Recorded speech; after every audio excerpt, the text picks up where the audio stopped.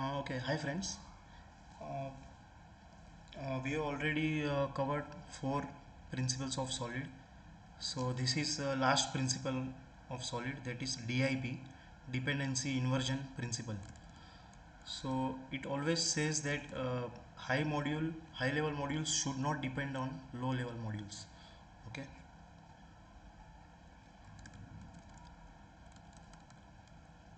Now I will show you what we should not implement and what we should implement.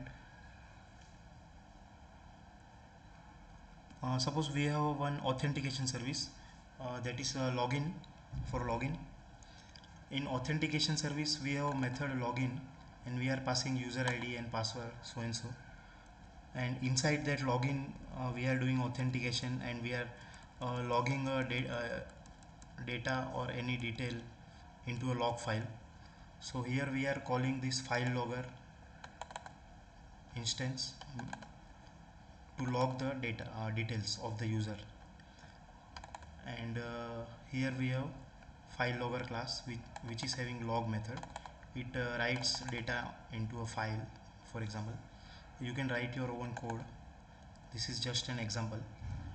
So this is a very wrong practice, because it is very tightly coupled.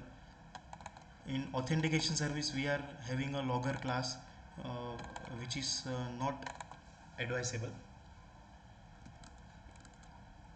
It should be loosely coupled. It means we have to pass this logger instance from outside.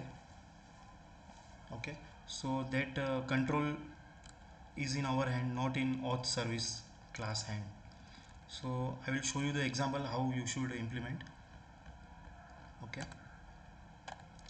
Okay, and you, if you all like all the solid principle videos, you please subscribe my channel, and also click on bell icon, so you will always get notified when I upload a new videos. So you will be able to see all the videos, and you can learn new things. Okay, let's debug this, our DIP example, which is for a dependency injection. We can also say dependency injection. Let's start this.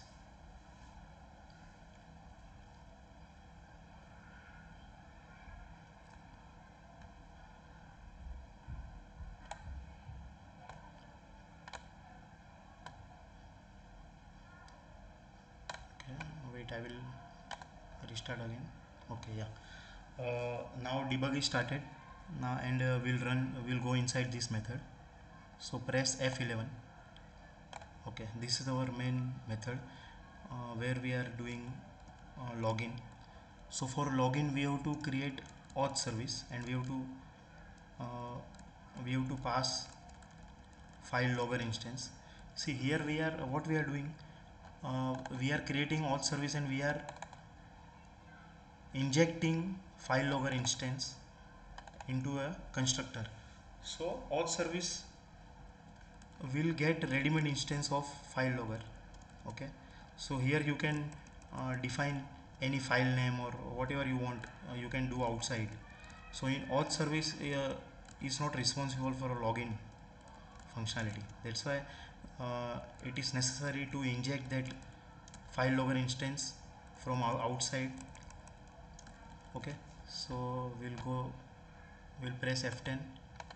Okay, we have created file logger instance, and we are creating auth service. We'll go inside this. Here, see, we are saving the logger instance here. Okay, which I will show you this. We have one iLogger interface which is implemented by file logger. Okay, and it is having one log method. Inside that log method you can write any logic, logging a file into a text, logging a data into a text file. You can also log errors, exceptions into a log file. Okay, and you can also implement this iLogger into a database logger. So in database logger also you can have a log method, and you can write all the data into a database as per your requirement. Okay, now we will see this debugging. Okay, so whatever logger instance we are passing, we are saving inside this. Okay, so it is not tightly coupled. Okay, we'll go ahead. Yeah, now we are calling login method. We'll go inside. Okay, so now in login method we are having this logger instance which we already received in constructor. Okay, so that we can use here to log the data. Okay, so this is logged. Okay, now suppose instead of file logger you want database logger, so you can use database logger and you can inject database logger instance inside auth service, so it will log inside database logger. We'll go inside this logging. See, here we are in this logger is having database logger here. See, you can check this database logger. Okay, so we'll do write logic here to uh, insert data into database. Okay, so this is done. So say continue. See, now here it shows file log, user alias logged in, and in database log user Bob logged in. So you successfully you have implemented DIP means dependency inversion principle.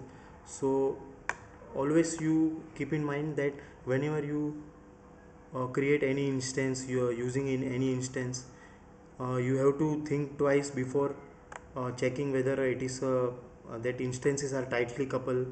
If it is tightly coupled, then you can use this dependency inversion principle. So this way you can make it loosely coupled.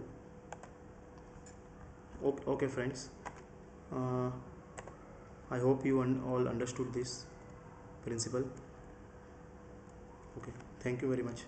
Bye.